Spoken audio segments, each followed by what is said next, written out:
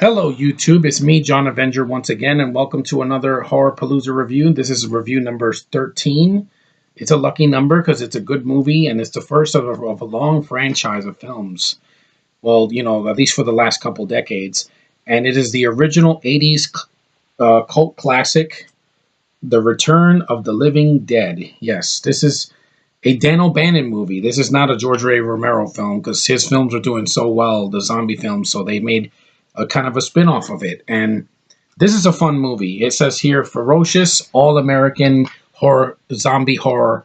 And I agree with this. It's a very fun movie. Yeah, I do have some problems with the film, but it's definitely the best of the franchise.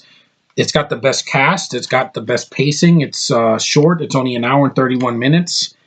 And it's got one of the best soundtracks ever. Like, I love Do You Wanna Party? Dun, dun, dun. It's party time. I love that freaking song. That is one of the best songs in a horror movie, minus the major horror franchises that came out around that time, like Nightmare on Elm Street and Halloween and the Texas Chainsaw Massacre sequels and Friday the 13th. This is a lot of fun. This movie has great visual effects, great makeup effects. It's got a decent plot, it's got a really good cast. Like I said, it has Clu Gulager. He was in the Feast film. It's got Tom Matthews from Friday the 13th Part 6. Linnea Quigley, who you will remember in this movie because she strips down and she's a sexy mama with like red orange hair, and she's in the graveyard, and you'll remember that scene forever. And it has a lot of fun moments to it. The moment you see the zombie and it goes, brains, brains. I'm like, that's a freaking awesome effect. That still holds up today. The fact that skeleton zombie green thing that goes brains, I'm like, that looks better than any CG zombie I've ever seen. And like I said, this is a fun film. I have some issues with the film, though. I don't like that Tom Matthews turns into a zombie because I like this character.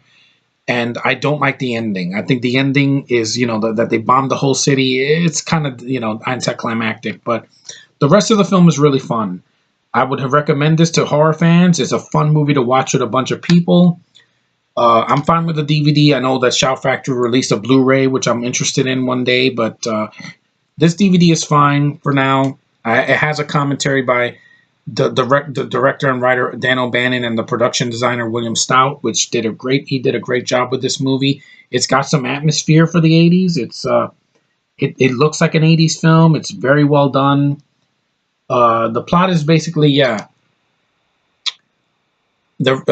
his first day on the job, an army surplus store, poor Freddy unwillingly releases nerve gas from a secret U.S. military canister, unleashing an unbelievable terror, the zombie outbreak.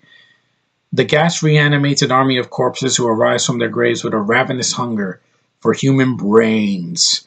And luckily for those carnivorous cadavers, there is a group of partying teens nearby just waiting to be eaten. Yeah, and there's a really good cast. You also have not Ernie Reyes Jr. What's his name? Miguel A. Nunez Jr. He's been in a lot of films. I like seeing him in this movie. He's the kick-ass black guy / Hispanic guy that he's a fun actor in the movie. It's just those two things at the end don't kind of bother me, but I still like the film. I think it's a well done movie, a real scream for chiller fans. I agree. It's a great horror film for Halloween, and it's definitely the best of the franchise. I have not seen the second one. I saw the third one. I thought it was all right. 4 and 5, they have their moments, but this is the king of the franchise, and it does not need a remake.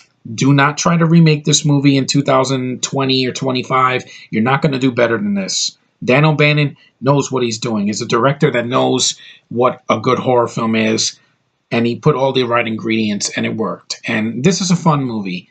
I haven't reviewed this yet. I'm glad I'm reviewing it now. And I like the artwork. This is a cool-looking artwork. Look at those zombies. Really freaky stuff, man. And I miss movies like this. Horror films should be more like this. Stop pandering to kids and making it PG-13. This movie works because it's an R rating, just like the Scout Guides to the Zombie Apocalypse movie I saw yesterday. It works because it doesn't hold back with a PG-13, and it gives you what you want. It's got boobs, it's got blood, it's got great makeup effects, it's got a good cast, and overall enjoyable experience for horror fans. And if you want if you want to get this cheap, get the DVD by MGM because it's got some decent features. And if you're a super fan like I am, I would definitely want to get the Blu-ray because it's a film that probably looks amazing on Blu-ray, and it's a good film.